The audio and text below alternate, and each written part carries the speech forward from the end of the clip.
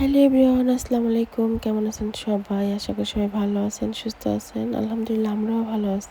তো প্রতিদিনের মতন আবারও আজকে চলে আসছি আপনাদের মাঝে। তো আজকে আপনাদেরকে বলবো সামিয়ার কি হয়েছে। সামিয়ার কি অপারেশন হয়েছে, অনেকে আমাকে কমেন্টে জিজ্ঞাসা করতেছেন, অনেকেই অনেক প্রশ্ন করতেছেন। আসলে কি হয়েছে সেটা ডিটেলস আজকে বলবো। আর প্রথমে বলে দিই যে আমি আসলে একটা কি বলবো ব্যর্থ মা। তা না হলে আর কি বলেন, আমার সন্তানের এত বড় একটা রোগ ভিতরে ভিতরে ধুকে ধুকে মরতেছে, কিন্তু আমি আসলে এটা জানতামই না, কখনোই বুঝতেই পারি না যে আমার মেয়ের এত বড় একটা রোগ আছে ভিতরে।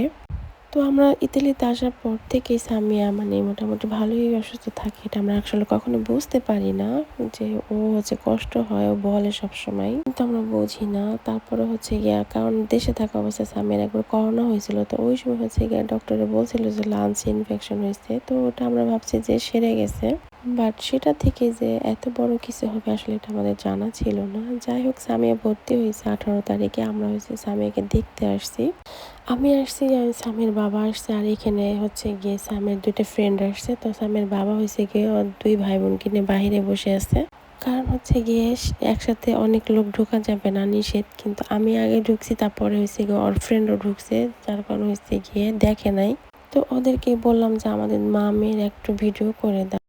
আর আমার সামিয়ার গিয়ে ওপেন হার্ট সার্জারি করা হয়, আমার সামিয়ার হাড়ে ছিদ্র ধরা পড়ে, তো সেটারই আজকে অপারেশন হয়। গিয়ে বললাম যে একটু ভিডিও করে দাও, তো ওরা ভিডিও করে দিছে। আর এখানে আমি ওরা চলে যাওয়ার পর আমি সামিয়াকে ভিডিও করে দিতেছিলাম, করতেছিলাম। তখন ও বলতেছিল যে আম্মু আমিও তোমার একটু ভিডিও করি।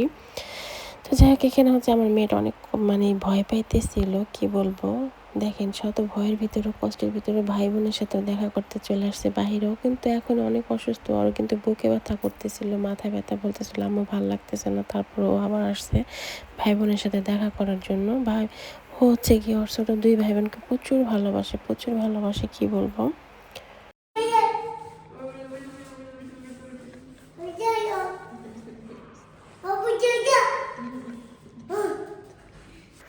আমার জীবনে স্মরণীয় হয়ে থাকবে এই 19 তারিখটা, কারণ গিয়ে যেই সন্তান অসুস্থ থাকে একটা মাই বোঝে সেই মায়ের অবস্থাটা কতটা খারাপ হতে পারে। যাই হোক, আমি আপনাদের সাথে তো এখন ভয়েস দিতেছি, এখন তো জুন মাসের আজকে 9 তারিখ চলে। আর আমার মেয়ের অপারেশন হয়ে গেছে সেই মে মাসের 19 তারিখে। তো আজকে তো আমি ঠিকভাবে কথা বলতে পারতেছি আপনাদের সাথে, বাট ওই দিনগুলো আমার সাথে কারোর সাথে সেভাবে কথাই হয় না, কারণ আমার দিন রাত একভাবে কেটে গেছে। আমার কোনো খাওয়া ছিল না, গোসল ছিল না, কোনো কিছুই ছিল না। আমার অবস্থা অনেক খারাপ হয়ে গেছিলো। আমাদের ফ্যামিলির অবস্থা সামিয়ার ব্যাপারে যা বলছিল ডক্টরে, ওটা শোনার জন্য আমি আসলে প্রস্তুত ছিলাম না। তো আল্লাহর রহমত, আল্লাহ আমাদেরকে, আমার সন্তানকে ভিক্ষা দিয়ে গেছে, আমার সন্তানকে হায়াত দারাজ করছে। আলহামদুলিল্লাহ, আল্লাহ অল্পতে মাফ করছে, ওরে যে সুস্থ করে আল্লাহ আমার কাছে ফিরে দিয়েছে, এর জন্য আমি আল্লাহর কাছে লাখো কোটি শুকরিয়া যাপন করি। আলহামদুলিল্লাহ, আলহামদুলিল্লাহ, আল্লাহর কাছে কোটি কোটি শুকরিয়া যে আল্লাহ ওকে সুস্থ করে ফিরাই দিছে। ওরে যখন 18 তারিখে ডক্টরে বলে যে ওর না বাঁচার সম্ভাবনা বেশি, ওর বাঁচার সম্ভাবনা নাই, অপারেশন না করলেও 30 বছর বাঁচবে, আর অপারেশন করলে বাঁচতেও পারে, মরতেও পারে, এই কথা বলে। এই কথা যখন বলে তখন একটা বাবা মায়ের কেমন লাগতে পারে সেটা আপনারা তো অবশ্যই যারা মা বাবা হয়েছেন তারা বুঝতে পারতেছেন। আমি আর ওর বাবার পরিস্থিতি যে আমাদের কতটা খারাপ গেছে একমাত্র আল্লাহ জানে, আর আমাদের পাশে যারা ছিল তারা জানে।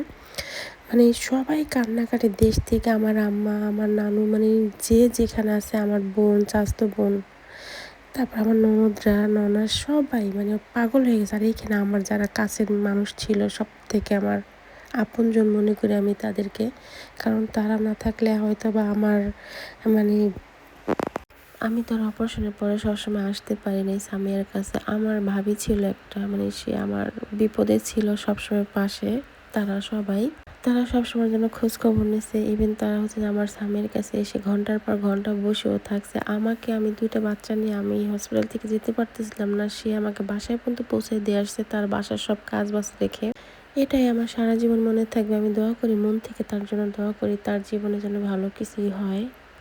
এখানে গিয়ে আমি বারবার ওটির সামনে যাইতেছিলাম, পাগল হয়ে যেতেছিলাম। আমি কি করবো আমি বুঝতে পারতেছিলাম না, কারণ সামিয়াকে যখন ওটিতে নিচে 7টা বাজে, কিন্তু 12:30 বাজে ওরা বের করতেছে না। আমি পাগল হয়ে যাইতেছিলাম। বারবার শুধু ওটির সামনে আসতেছিলাম আর দেখতেছিলাম কই কই মানে কোনোভাবে কোনো মনকে সান্ত্বনা দিতে পারতেছিলাম না। তারপরে হচ্ছে গিয়ে এই যে ওয়েটিং রুমে আমাদের ভিতরে এসে বসলাম, মানে বাহিরে আর থাকতে পারতেছি না কত। এরপরে ওয়েটিং রুমে আমরা ওয়েট করতে করতে হচ্ছে গিয়ে ডক্টরের সাথে দেখা হয়ে যায়। তো আপনাদের ভাইয়াকে ডক্টর বলে যে অপারেশন ভালো হয়েছে, টেনশন করিস না। কিন্তু আমি 6:30টার আগে কিছুই বলতে পারবো না যে সামিয়ার কি হবে। এটা শোনার পর তো আমি আরো পাগলের মতন হয়ে গেছি। হসপিটালে বসে অনেক কান্নাকাটি করতেছিলাম আপনাদের ভাইয়া আর আমি, মানে আমার ওই টাইমে তো আমাদের পাশে কেউ ছিল না, একমাত্র আমি আর হচ্ছে গিয়ে আপনাদের ভাইয়াই ছিলাম। কারণ এই টাইমটা তো কেউ তো আসতে পারে না, সবাই তো ব্যস্ত থাকে বিদেশের বাড়িতে, তাই না? তারপরও হচ্ছে গিয়ে সবাই ফোন দিয়ে খোঁজ খবর নিয়েছে, কিন্তু এই টাইমটাতে আমি যে কেমন করছি একমাত্র উপর আল্লাহ জানে, মানে পুরো পাগলের মতন ছিলাম। কারণ হচ্ছে আমার প্রথম সন্তান সামিয়া, আর আমার সামিয়া অসুস্থ হইলে কিছু হইলে আমি পুরো পাগল হয়ে যাই সামিয়ার জন্য। সত্যি কথা, আমি হচ্ছে কি আমার বড় মেয়েকে অনেক ভালোবাসি, অনেক, সেটা আসলে ভাষায় আপনাদের প্রকাশ করতে পারবো না আমি আমার সন্তানকে কত ভালোবাসি। আর সেই সন্তান আমার অসুস্থ আজকে উঠিতে আমার মন যে কেমন করতেছে সেটা শুধু আমি জানি। আমাকে দেখেন এই যে ভিতরে চলে আসছে আমি, কিন্তু তারপরও আমি কিন্তু অপারেশন থিয়েটারে একদম সামনে, সামিয়া কিন্তু এটার ভিতরেই আছে। আমি কিন্তু ডক্টরদেরকে ভয় পাইতেছি না, আমি কিন্তু একদম ওটির সামনে এসে দাঁড়াইছি এখন। কারণ হয়েছে কি আমার আর মন মানতেছে না যে আমি কখন আমার মেয়েটাকে দেখবো। এই অপেক্ষাতে শুধু আমি আছি যে আমি কখন দেখবো কখন দেখবো। এর জন্য হয়েছে গিয়ে আমি একদম ভিতরে চলে আসছি। দেখেন আমি পাগলের মতো খুঁজতেছি আমার মেয়েকে, আমি আমার মেয়েকে দেখতে পারতেছি না, মানে আমি পুরো পাগল পাগল হয়ে গেছি। আর এই যে এই ভিডিওটা হচ্ছে গিয়ে দ্বিতীয় দিনের ভিডিও, এটা হচ্ছে 19 তারিখের ভিডিও। আর এই দেখেন আমি এইখানে ভাবছি যে হয়তো আমার স্বামী এইখানে আছে, আমি ভিতরে চলে আসছি, কিন্তু আমি পুরাই পাগল হয়ে গেছি আমার মেয়ের জন্য। আমি না দেখে থাকতেই পারতেছি না, কখন দেখবো। আমি শুধু সেই অপেক্ষায় করতেছিলাম বাহিরে থেকে যে কখন একটু দেখবো আমার মেয়েটাকে কি অবস্থায় আসছে। করে মনে হয় আনবে না, এই সিডে আনবে মনে হয়। আল্লাহ তুমি মাফ করো না, আল্লাহ আল্লাহ তাসমানা কুনা কুনতু বিসমিল্লাহ।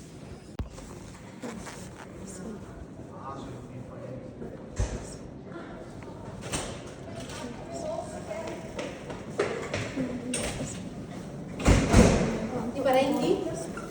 Avete già parlato col chirurgo? Salve, io sono l'anestesista, l'intervento è andato tutto bene, ancora è sotto anestesia, la portiamo in terapia intensiva, tra qualche ora la riprendiamo. È andato tutto bene? Va bene. Forza, è andato tutto bene. Domani mattina dovrebbe andare C'è la sul mamma? reparto di cardiochirurgia. Va bene. È brava, è coraggiosa. Parlate in italiano? È andato tutto bene? Va Grazie bene. mille, grazie. Posso venire alle 6 qualcosa a vedere? Sì, Sì, stasera sì, alle sì. 6 Sempre Lì. qua, lì c'è la sala d'aspetto, suona e la fanno suoni il passare. campanello. Anche verso le 5. Grazie, grazie. Prego.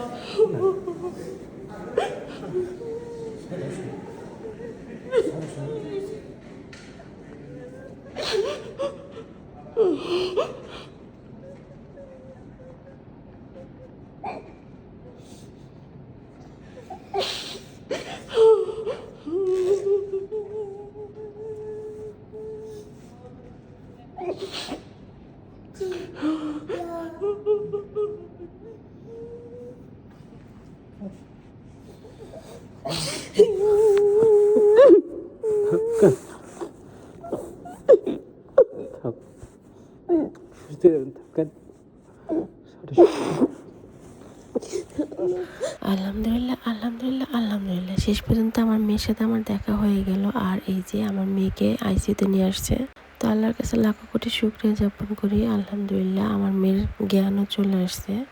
ডক্টরে বলছিল যে জ্ঞান আসবে কিনা সেটা বলতে পারি না, তো আলহামদুলিল্লাহ 6:30টার দিকেই ওর জ্ঞান চলে আসছে। তো এখন একটু শান্তি লাগতেছে, আল্লাহর কাছে শুকরিয়া যাপন করতে করতে মানে আমার মুখ দিয়ে মনে হয় সেবড়ে উঠে গেছে। আল্লাহর শুকরিয়া আদায় করে শেষ করতে পারবো না, কারণ এই এত বড় বিপদে একমাত্র আমার আল্লাহ আমার পাশে ছিল। আর এই যে এখন স্বামীকে আইসিইউতে রাখছে, তো আমি আইসিইউতে দেখা করতে আসছি। তো আইসিইউতে আমরা দেখা করতে আসার পরে ও অসুস্থ হয়ে যায়। ও তো তাকাইতে পারতেছিল না, একটু তাকে আমাদের দেখে কান্না করে পড়ে মানে ওর অনেক খারাপ অবস্থা হয়ে যায়। পরে ডক্টর ডাকি, ডক্টর এসে দেখে, তারপর হচ্ছে গিয়ে ওকে সান্ত্বনা দেয়, তারপরে হচ্ছে গিয়ে ও একটু রিল্যাক্স হয়। এই যে এখনো অনেকটা মানে অসুস্থ, সেন্স এখনো পুরোপুরি আসে নাই, 24 ঘন্টা পর সেন্স আসবে। তো এই তো দেখতেই তো পারলেন কি হয়েছে না হয়েছে সবই আপনাদেরকে দেখাই দিলাম। তো সবাই ভালো থাকবেন, আমার স্বামীর জন্য দোয়া করবেন। আল্লাহ হাফেজ, আসসালামু আলাইকুম।